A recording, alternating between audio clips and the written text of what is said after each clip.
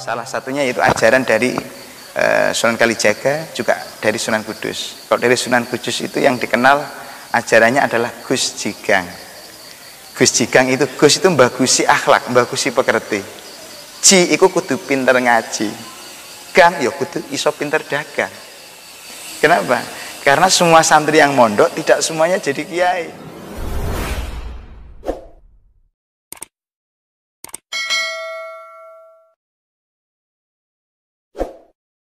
Assalamualaikum warahmatullahi wabarakatuh. Waalaikumsalam warahmatullahi wabarakatuh. Alhamdulillahirabbil alamin. Wassalatu wassalamu ala asrofil anbiya'i wal mursalin wa ala alihi wa ashabihi ajmain, amma ba'du. Baik, pada sesi pertemuan kali ini masih stay tune di channel YouTube Ar-Rufa Official. Kali ini kita berwisata berziarah ke pondok-pondok. Bukan hanya di lingkup Al-Qadiri saja.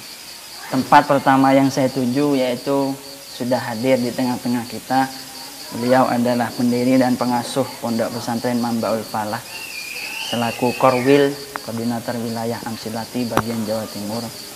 Beliau ini seorang kiai, ya seniman, ya budayawan, serta inspirator, konseptor, bahkan tutor, dan juga motivator. Yang jelas katanya kiai tadi bukan provokator. Beliau adalah Kiai Ahmad Kamaluddin. Beliau juga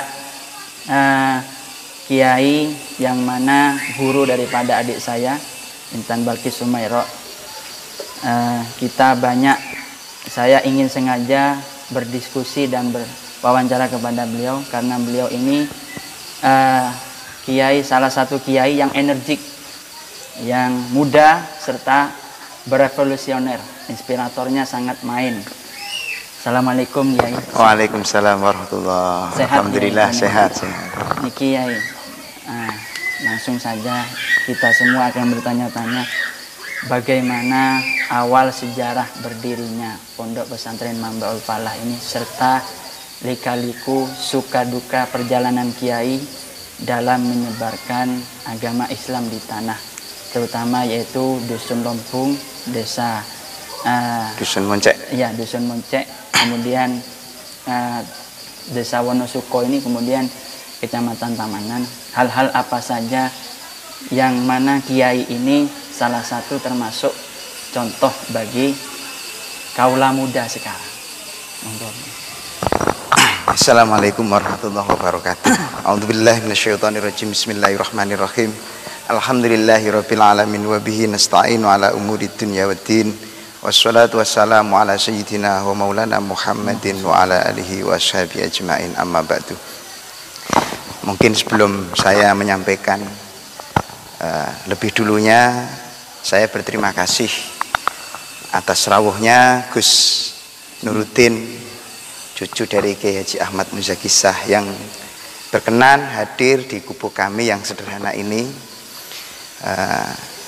dan segenap kru dari Ar-Rufa Official yang terima kasih telah ikut membantu hadir di sini untuk berkaitan dengan sejarah berdirinya Pondok Pesantren Mambaul Falah ini. Kalau diceritakan mungkin panjang sekali. Jadi intinya kalau saya sendiri secara pribadi ini berjalan selaku atau sebagai seorang fa'il. Jadi dari upaya, nomor dua juga dari nilai pengabdian. Pertama, saya keliling ini menjalani pengabdian saya kepada guru saya, yakni Kiai Haji Taufikul Hakim, untuk menyebarkan, ikut membantu menyebarluaskan metode Amsilati. Tahun 2005 itu masuk di Jawa Timur, hingga pada tahun 2012 masuk di Dusun Moncek ini, dengan tanpa punya niatan untuk mendirikan pesantren, karena sungguh sangat tidak layak, bahkan kurang dalam urusan-urusan yang berkaitan dengan pesantren. Namun iktikad kuat dalam hati ini sebagai seorang santri yang mengabdi tentunya dituntut bagaimana kita itu, saya memaknainya ada salah satu hadis, khairun nas anfa'uhum linnas. Jadi sebaik-baiknya manusia ini adalah manusia yang bisa bermanfaat untuk orang lain. Namun saya pribadi mempunyai makna bahwa ternyata khairun nas anfa'uhum linnas ini secara konstekstual kita tidak harus hanya bisa berbuat baik kepada orang banyak, namun cita-citanya harus bagaimana membuat banyak orang itu jadi baik. Nah, sehingga di sanalah lambat laun ada kepercayaan dari 3 santri terus berkembang. Nah, sehingga menyikapi pada zaman era globalisasi ini, jadi yang namanya al-mukhafadhatu 'alal qadimi shalih wal ahdu bil jadidil aslah sumal aslah harus fa aslah. Sehingga muncullah dalam diri ini tidak hanya kita punya ide-ide besar, tapi yang saya inginkan ini bagaimana mendirikan sebuah pesantren yang tidak hanya mempunyai cita-cita besar, tapi yang paling penting di situ adalah ide-ide yang segar. Karena rata-rata kita berpikir idenya sangat besar.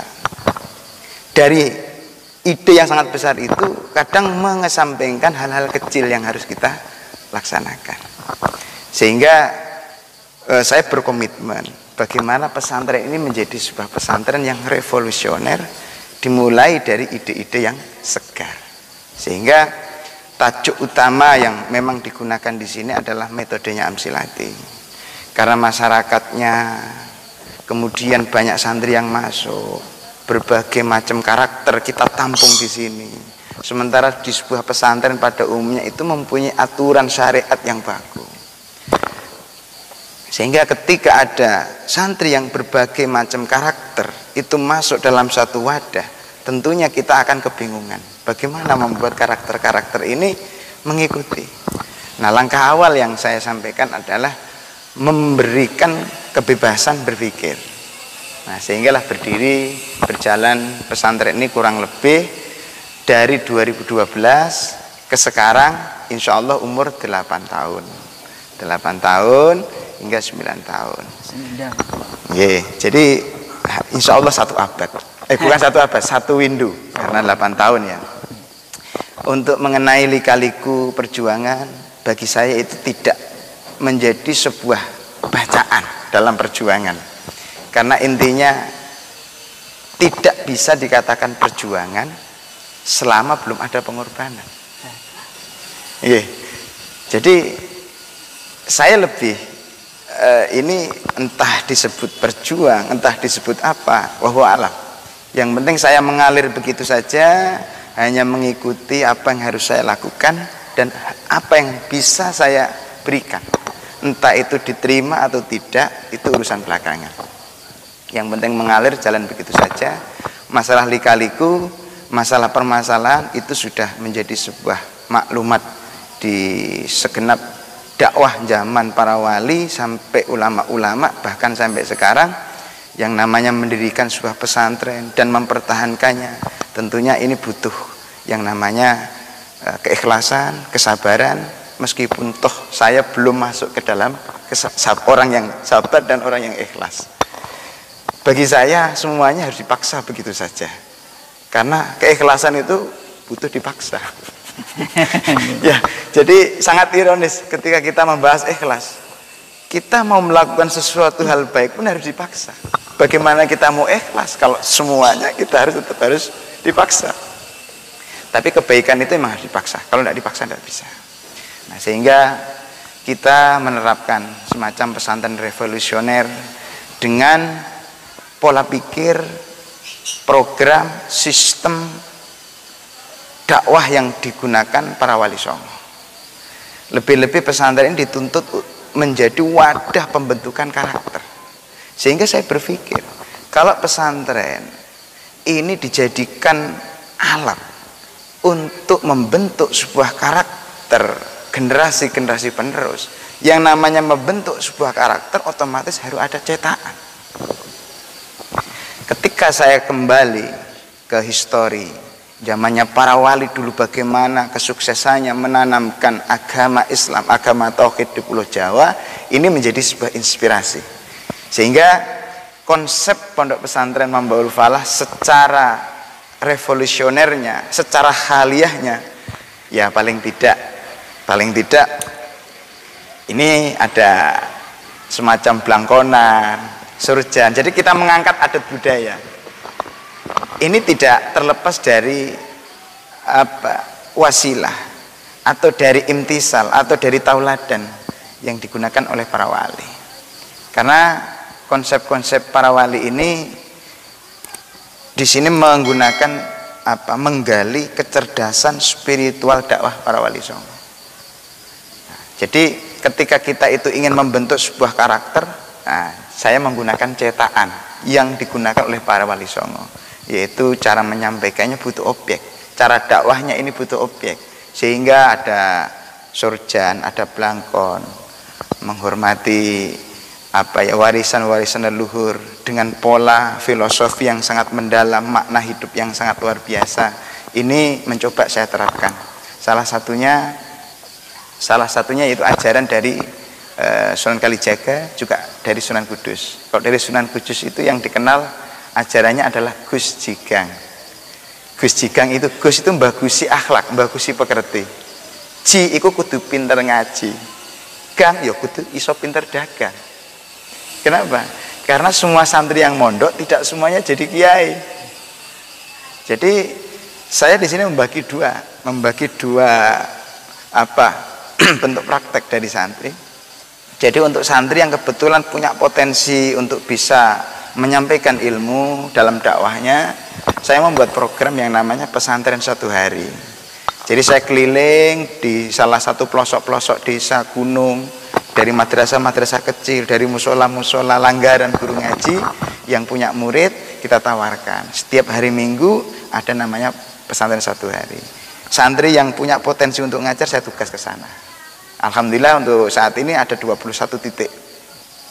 Nah, untuk santri yang kebetulan dia senang mondok, tapi kemampuan dalam menyampaikan sebuah agama tidak boleh saya paksakan. Khawatir keliru dalam menyampaikan.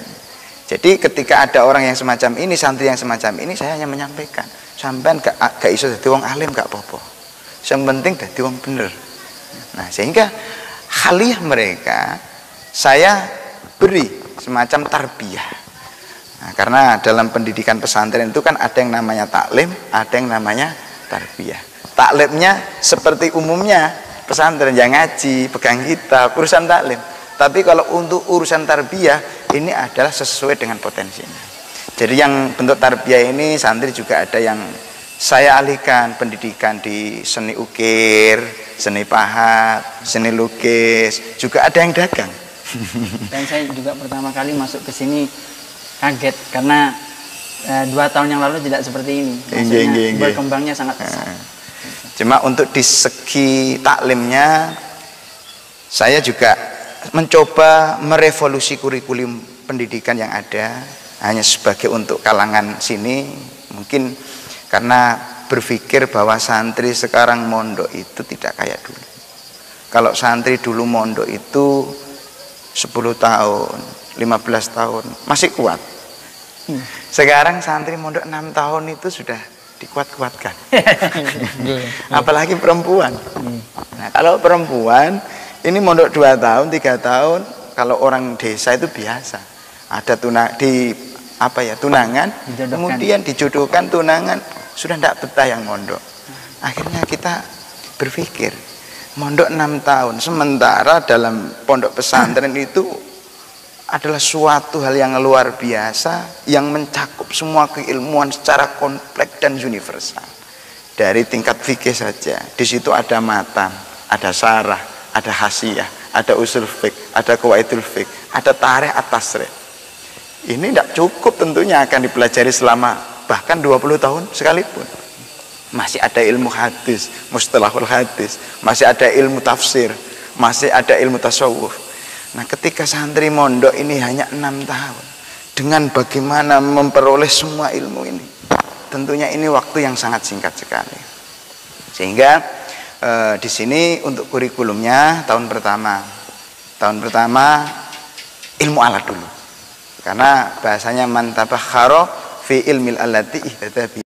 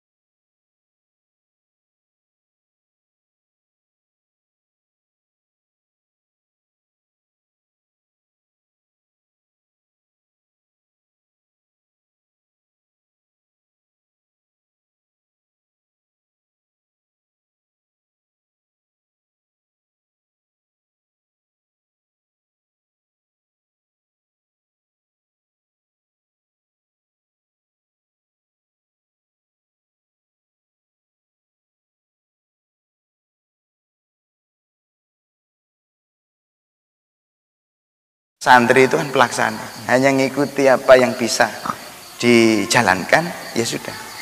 Masalah yang lain-lainnya ini tergantung kepercayaan. Ketika masyarakat menaruh kepercayaan, menaruh bagaimana kita itu bisa digondeli dalam urusan manfaat, sebisa mungkin. Ya ini ngalir begitu saja.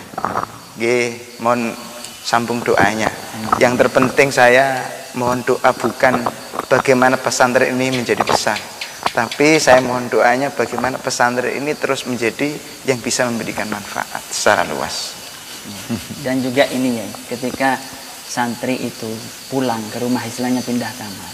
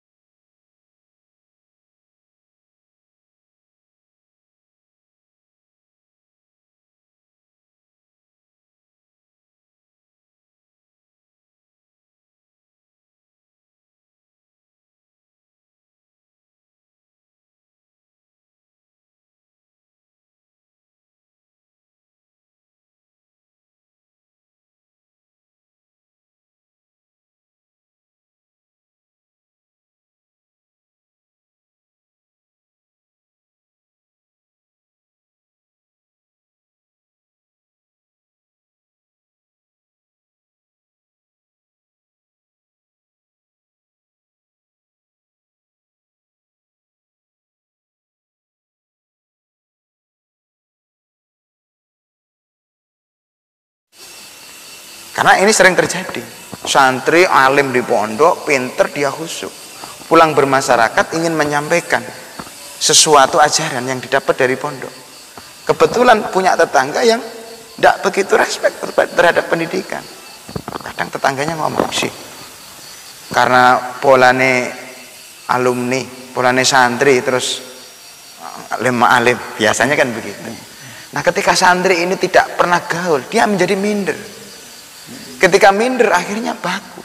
Ketika baku, untuk menyampaikan manfaat ini berkurang.